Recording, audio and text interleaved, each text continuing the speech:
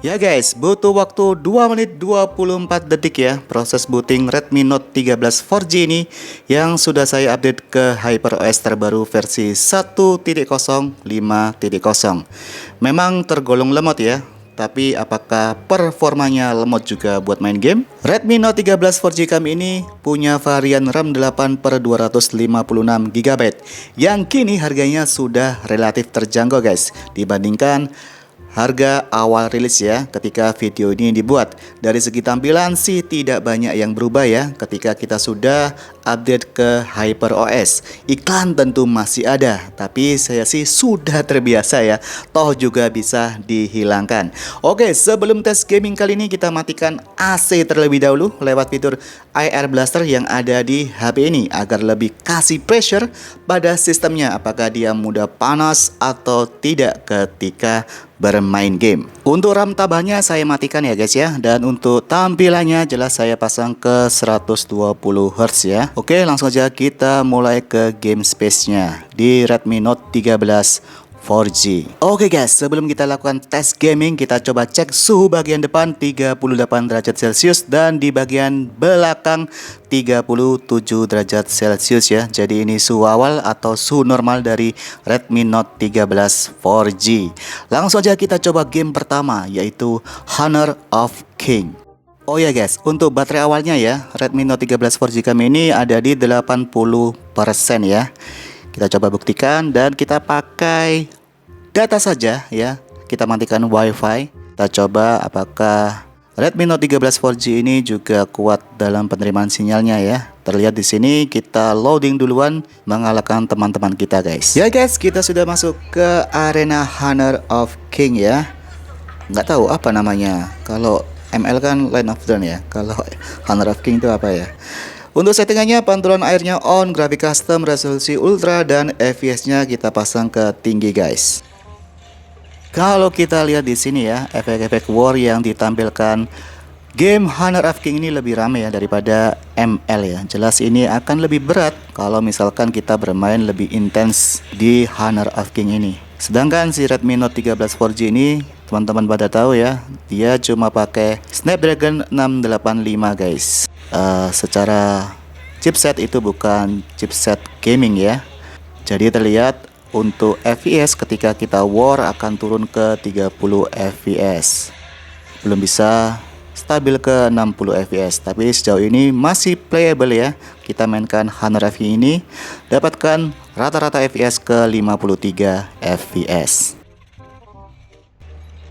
Ya guys, kita sudah mainkan game ini kurang lebih 18 menit ya. Kita coba cek suhunya 41 bagian depan dan bagian belakang juga hampir sama ya suhunya. Untuk baterai sekarang tinggal 75%. Next, masuk ke game kedua. Kita coba mainkan game FF ya guys.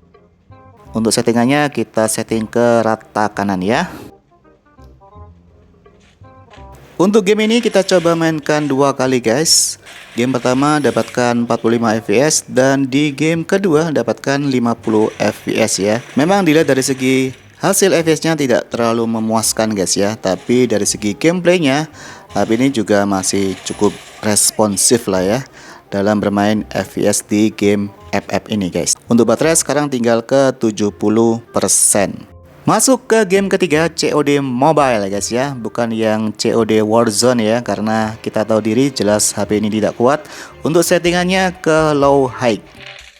Dan yang saya paling suka di HP ini adalah speakernya, dia sudah stereo guys, sehingga ketika kita bermain game FPS shooter seperti ini, suara tembakannya terdengar renyah gitu ya, mantap gitu guys ya, sehingga kita bisa real masuk ke dalam medan peperangan. Untuk rata-rata FPS-nya dapatkan 46 FPS guys, dan kita bermain selama 14 menit, baterainya tinggal 67%. Lanjut ke game PUBG Mobile. Untuk settingannya ke Smooth Ultra, gyro kita on kan. Secara HP ini juga sudah punya gyro hardware guys ya.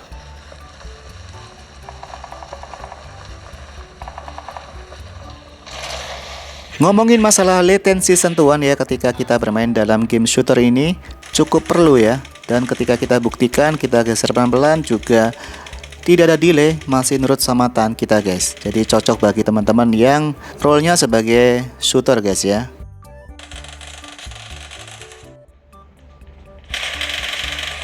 Kita coba mainkan game ini 2 kali guys ya. Dan untuk game pertama 32 fps rata-ratanya, dan untuk frame dropnya ke 24 fps ya. Sama halnya dengan game kedua juga rata-rata dapatkan 30 fps ya. Ketika banyak musuh ya bisa turun ke 25 fps ya. Untuk baterainya sekarang tinggal ke 60% bermain selama 40 menit. Kita rehat dulu bos ya. Kita coba cek untuk suhunya apakah naik 40 derajat celcius ya. Masih normal sih. Jadi kita gas saja ke game selanjutnya, eFootball guys. Dan ternyata game ini ada pembelian sistem ya. Jadi kita ganti game aja ke Genshin Impact. Sekarang kita coba tes ya kecepatan masuk ke dalam arena game Genshin Impact ya. HP ini berapa lama membutuhkan waktu? Ternyata cuma 37 detik saja guys. Cukup cepat menurut saya. Ketika kita pengen lancar jelas ya settingannya ke lowest 30 fps. Karena ini tes game ya, kita coba ke lowest 60 fps guys ya. Setelah kita setting ya, kita keluar dulu supaya bisa merestart grafiknya. Sekarang kita sudah masuk ke dalam game Genshin Impact. Semoga aja fps nya bisa mendekati ke 60 fps ya. Walaupun tidak mungkin, tapi ya kita berharap aja. Apakah Redmi Note 13 4G ini masih mampu bermain game Genshin Impact ini guys.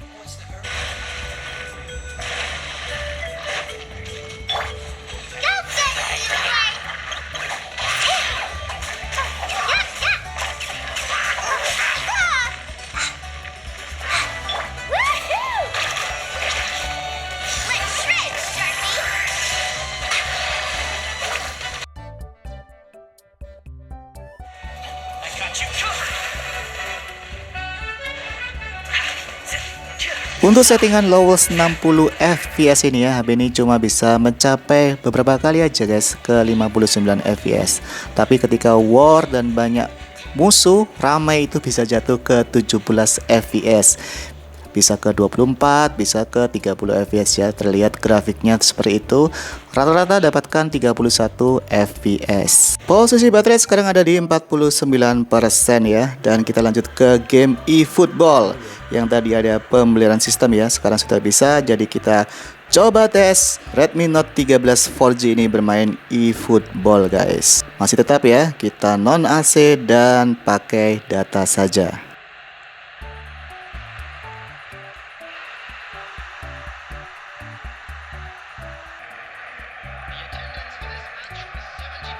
Untuk settingan eFootball grafik high 60 fps ya, HP ini cuma dapatkan beberapa kali aja ya ke 59 fps. Tapi selebihnya kebanyakan di antara 30-an fps ya. Rata-rata dapatkan 36 fps.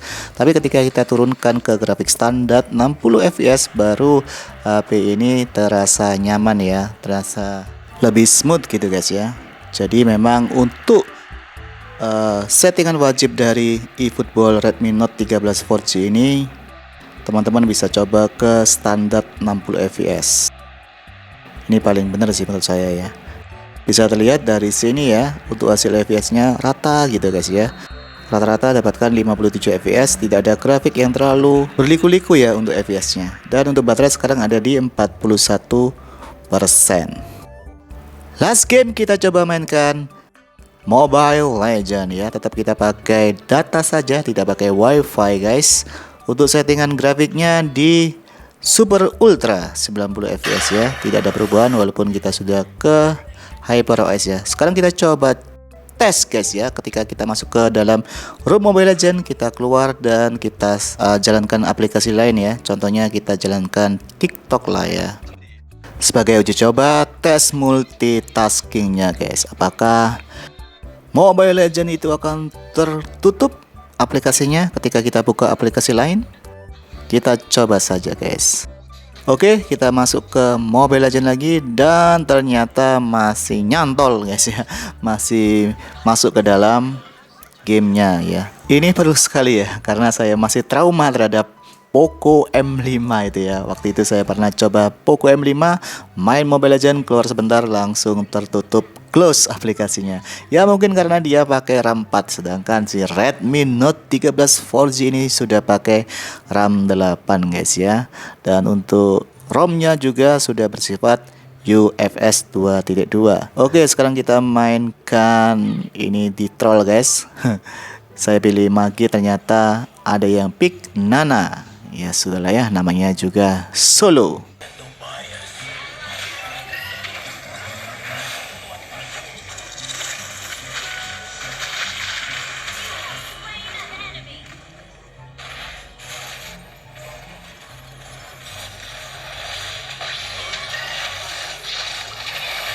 Oke, yang saya rasakan terhadap performa Redmi Note 13 4G ini guys ya, yang paling saya suka sebenarnya touch delay tidak pernah saya alami ya. Cuma untuk FPS-nya, pergerakannya ini memang terlalu fluktuatif ya.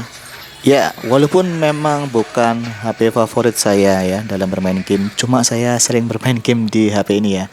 Karena alasannya sih lucu ya, yaitu handlingnya guys ya.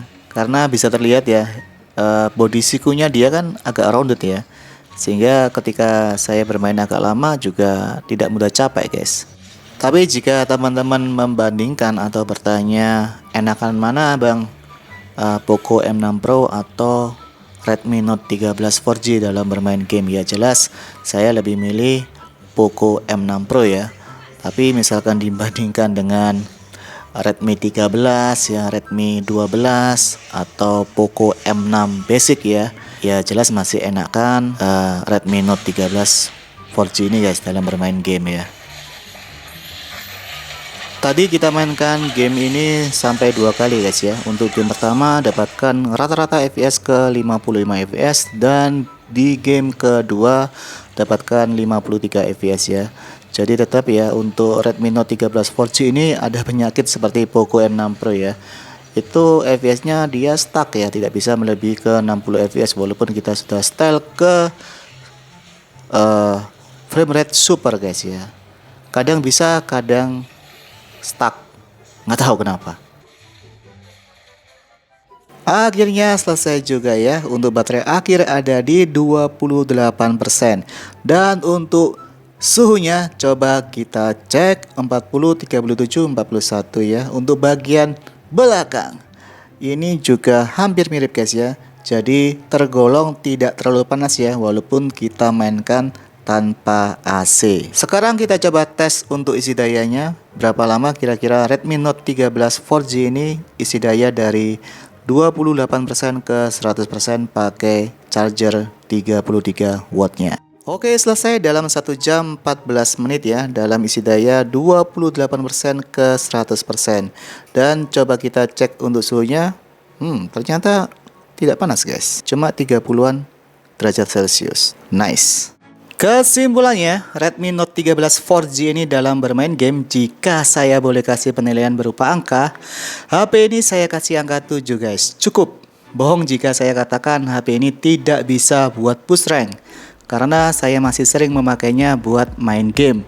Asal ya tadi ya, settingannya turunkan dan jangan muluk ingin coba main game berat. Contoh, HP ini tidak bisa menjalankan game Zenless Zone Zero terbaru dari HoYoverse karena alasan perangkat ini tidak memadai. Jadi jika Anda mencari HP gaming 2 jutaan angka 8 tentu masih ada ya. Misal Samsung M15 5G, Tecno Pova 6, Infinix Note 40 atau ZTE Nubia Neo 5G. Tapi jika Anda sudah Mi fans, tentu akan sulit menolak karena seri Note-nya Redmi sudah mencetak jutaan fans ya. Bahkan Redmi 13C, Redmi Note 13 5G, dan Redmi Note 13 4G menduduki peringkat 3 teratas seri HP Xiaomi yang paling laris manis di Eropa. Kalau HP ini jelek, ya mana laku di Eropa bos. Atau memang di sana tidak ada kaum mendang-mendingnya. Share video ini jika bermanfaat. Mohon maaf jika ada kesalahan. Kita bertemu di tes game HP selanjutnya. Bye-bye.